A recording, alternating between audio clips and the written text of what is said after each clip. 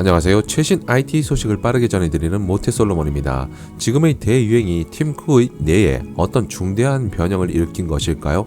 요즘 애플의 행보를 보면 이전과는 다른 쌍끌이 저인망 어선을 떠올리는 것 같습니다.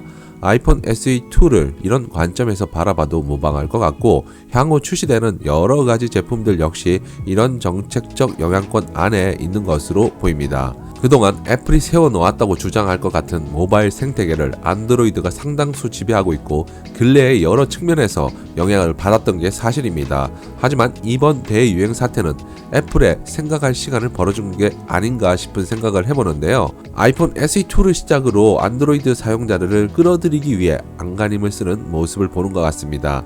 전 세계 스마트폰 시장은 포화 상태라고 해도 무리는 아닐 것 같은데요. 이런 상황에서 기존 사용자들을 꼬드겨 새 전화기로 바꿔보라는 전략 말고는 획기적인 답이 없어 보입니다. 애플은 이러한 전략이 태블릿에까지 영향을 미칠 것인지 2020년과 2021년 상반기에 출시된 아이패드 10.8과 9인치 미니에 대한 관심으로까지 이어집니다. 사실 안드로이드 태블릿은 삼성과 일부 브랜드를 제외하고 전무하다는 표현이 어울릴 만큼 애플이 시장을 독점하다시피 하고 있습니다. 하지만 활용성 측면에서 노트북과의 경계가 명확하지 않고 마이크로소프트의 서피스 시리즈가 저가 정책으로 새롭게 주목받고 있는 시점에서 이에 대한 대비로 풀이되는데요.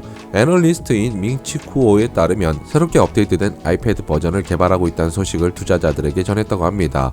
올해 하반기 출시 목표를 가지고 있는 아이폰 12와 아이폰 12 프로 이들과 함께 공개될 가능성을 언급했다고 하는데요. 전작과 비교해 가장 큰 차이점이라고 하면 디스플레이에 있다고 합니다. 작년 9월 화면 크기를 9.7인치 크기에서 10.2인치로 늘렸지만 이보다 더 크게 제작될 것이라는 소식이 들려오고 있습니다. 밍치 쿠오에 따르면 애플 본사가 있는 쿠퍼티노에서 10.8인치 디스플레이를 준비하고 있다는 소식을 전했는데요.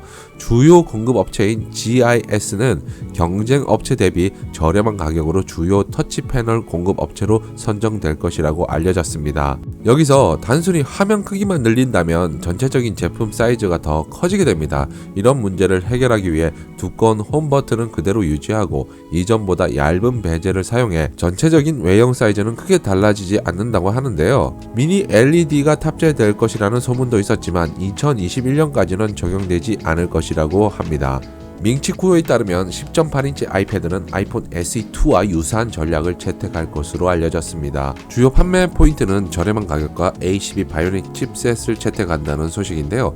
이는 최근 들려오는 루머들과 일치되는 부분이기도 합니다. 그런 만큼 공개에 대한 기대감을 높이게 되는데요. 어떤 모습으로 나올지 개인적으로도 관심이 가는 모델이기도 합니다. 다음으로 2021년 상반기에 공개될 예정인 9인치 크기의 아이패드 미니 소식입니다. 역시 밍치쿠오가 전해온 것으로 공개일은 정확하지 않지만 이전 진행해왔던 패턴대로라면 3월 혹은 6월 WWDC에서 발표될 수 있음을 의미합니다. 기존 아이패드 미니의 경우 2019년 3월에 7.9인치 화면을 지니고 태어났습니다. 하지만 이번에는 훨씬 더 커진 9인치 디스플레이를 장착할 것으로 보이는데요. 이렇게 되면 미니라는 이름이 어울리지 않게 될지도 모르겠습니다. 하지만 요즘 스마트폰 디스플레이가 워낙 커지다 보니 미니라는 이름을 계속 넣어도 되지 않나 싶은데요. 비용 절감을 위해 페이스 아이디와 기존 터치 아이디, 홈 버튼을 대신해서 안드로이드 스마트폰에서 흔히 볼 수 있는 화면 지문 인식 기술을 도입할 수 있다고 합니다. 이러한 디스플레이 터치 ID 기술은 아이폰 12 버전에 탑재될 수 있는 가능성이 더 높아졌다는 증거이기도 한데요. 그런 만큼 기대를 모으는 아이폰 12입니다. 여기에 미니 LED 기술이 적용될 것이라는 이야기도 전해지는데요. 이 기술은 100 마이크로미터 수준의 초소형 LED 수백 개에서 수천 개가 백라이트 역할을 하게 되는 것입니다.